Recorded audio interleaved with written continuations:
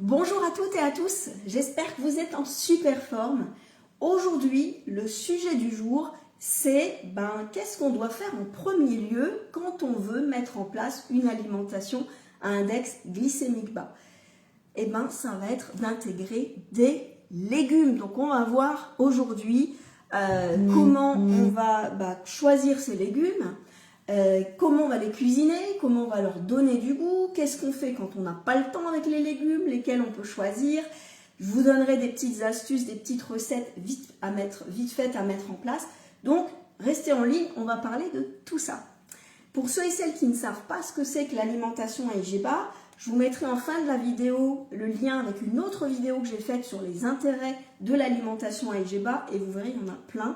Que vous ayez du surpoids, que vous ayez du diabète, que vous ayez un manque de vitalité, tout ça, ça va être réglé avec l'alimentation à un index glycémique bas.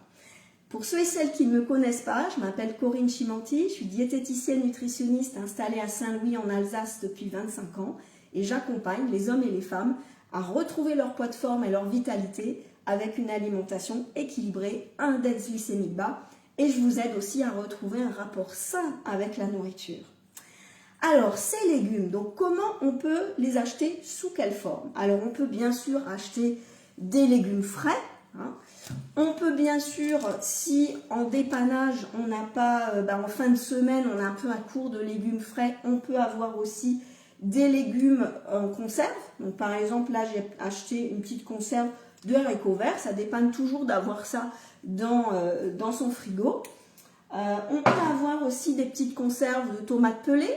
On peut avoir des petits champignons en conserve.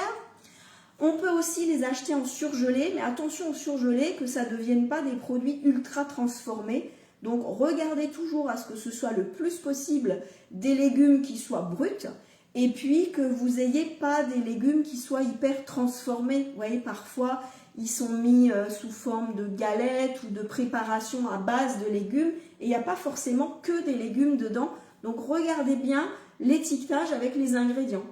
Pareil, si vous achetez des petites poêlées, parfois c'est mélangé avec des pommes de terre ou avec d'autres aliments et c'est pas forcément index glycémique bas toujours. Donc si vous avez des pommes de terre avec, faites attention qu'il n'y en ait pas trop et regardez bien sur les étiquettes que ce soit pas trop gras non plus et qu'il y ait quand même une bonne qualité de corps gras. Donc pas trop gras pour un légume surgelé, il faut regarder sur les lipides. Si vous avez entre 1 et 2% de lipides, c'est ok. Donc vous pouvez par contre faire cuire ça à sec dans une poêle puisque la graisse sera déjà dans votre poêlée de légumes. Donc ça, en cas de problème de temps, vous pouvez très bien vous dire, bon ok, je fais chauffer ma poêle, je mets ma petite poêlée de légumes surgelés à réchauffer et ça reste quand même des légumes. Donc l'intérêt de ces légumes, c'est qu'ils vont tous intégrer des fibres, des vitamines, des minéraux, des antioxydants. Donc plus on varie les couleurs, plus on varie les légumes de saison, mieux c'est. Alors aujourd'hui, je vais vous montrer avec des légumes frais de saison, qu'est-ce qu'on peut en faire et lesquels acheter qui peuvent être super rapides à mettre en place. Donc, par exemple, j'ai acheté un brocoli, donc c'est un légume qui va être facile à mettre en place, qui ne prend pas beaucoup de temps parce qu'il n'y a pas besoin de l'éplucher, il n'y a pas besoin de le trancher finement, il y a juste à le passer sous le clair, on le nettoie bien, on coupe les petits bouquets de brocoli et puis après vous pouvez mettre ça au cuiseur vapeur grand max 10-15 minutes. Vous voyez, 15 minutes, vous avez un brocoli qui reste avec une texture, avec sa couleur, avec un bon goût. Et si on veut rehausser le goût de son petit légume vapeur, moi j'ai toujours des herbes fraîches chez moi, donc du persil, de la coriandre, on pourrait mettre un petit peu d'aneth, voilà. Donc moi j'ai toujours plusieurs types d'herbes et je les cisèle finement dessus, je mets un petit peu d'huile d'olive, donc déjà ça rehausse le goût, un petit peu de sel, un petit peu de poivre du moulin. On peut aussi très bien se dire, tiens, je vais utiliser un fromage qui a un goût puissant comme le parmesan et je vais râper un tout petit peu de parmesan sur mon légume et mettre un petit filet d'huile d'olive ou utiliser une huile qui a un goût un petit peu plus prononcé, un petit peu d'huile de noix par exemple.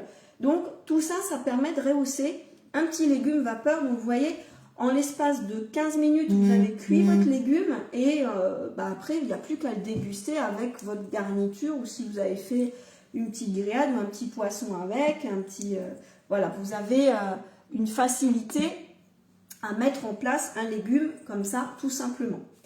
Vous avez aussi des petites salades. Alors, vous voyez, là, j'ai pris par exemple des sucrines. Alors, ces petites salades, elles sont pratiques parce que vous les mettez sous l'eau claire, vous les égouttez et puis vous allez ciseler très finement cette petite salade. On peut s'amuser à rajouter des petits champignons comme ça. Pareil, on les nettoie, on les cisèle. On rajoute par exemple un petit peu d'oignon cébette. Ça aussi, j'aime bien parce que c'est un oignon frais, donc on peut utiliser sur toute la longueur. Et pareil, on le rince, on le cisèle finement, on rajoute ça dans sa salade, un petit peu de persil frais avec, et là vous avez une salade au top qui n'a pas pris beaucoup de temps. Hein. Vous voyez, donc pour cuisiner les légumes, c'est juste une question d'anticiper les courses et d'en avoir suffisamment chez soi. Il y a un légume en ce moment que j'aime bien aussi, c'est le choucal. Je ne sais pas si vous connaissez, donc c'est ces grandes feuilles, vous voyez, de choucal. Comment on cuisine ce choucal? Il peut être soit cuit, soit aussi en salade. Donc en salade, c'est hyper rapide. Vous prenez ces petites branches de choucal, vous enlevez la partie la plus dure, et puis vous rincez bien sûr, vous nettoyez bien, et vous ciselez finement ces feuilles de choucal. Et moi, ce que j'adore, c'est associer ce choucal avec des petites tranches de potimarron rôti au four. Donc pareil, il y a juste, alors ce légume il est pratique parce qu'il n'y a pas besoin de l'éplucher. Donc quand vous ne l'épluchez pas, choisissez-le plutôt bio. Et puis on le tranche, ce potimarron, on vient le faire cuire dans un four avec un tout petit peu d'huile d'olive, sel, poivre. Et après, on vient manger ça avec sa petite salade de choucal. On rajoute un petit peu de feta émincé dessus. Et on a vraiment quelque chose de super savoureux. Si on assaisonne avec encore une petite huile de noix, avec quelques petites noix concassées, un régal à essayer chez vous. Donc vous voyez, c'est des choses qui ne nécessitent pas forcément du temps à mettre en place, c'est juste de les avoir achetées finalement qui compte. Vous avez aussi une petite salade que j'affectionne particulièrement, c'est de mélanger du fenouil avec des clémentines ou des oranges que vous allez émincer finement. Vous allez assaisonner ça avec de l'huile d'olive et du jus de citron. Et là, pareil, c'est super frais. Ça rassasie parce que c'est très croquant, donc ça nécessite de mastiquer. Donc ça, c'est un super plat. Bien sûr, on peut aussi faire en ce moment plein de soupes. Donc soit mixées, soit avec des petits morceaux. Je vous ai fait d'ailleurs dernièrement une petite vidéo sur la soupe shorba qui est super bonne parce qu'il y a plein d'épices, il y a plein d'herbes fraîches dedans et puis des petits légumes, des pois chiches. Donc c'est une soupe qui est très complète et excellente.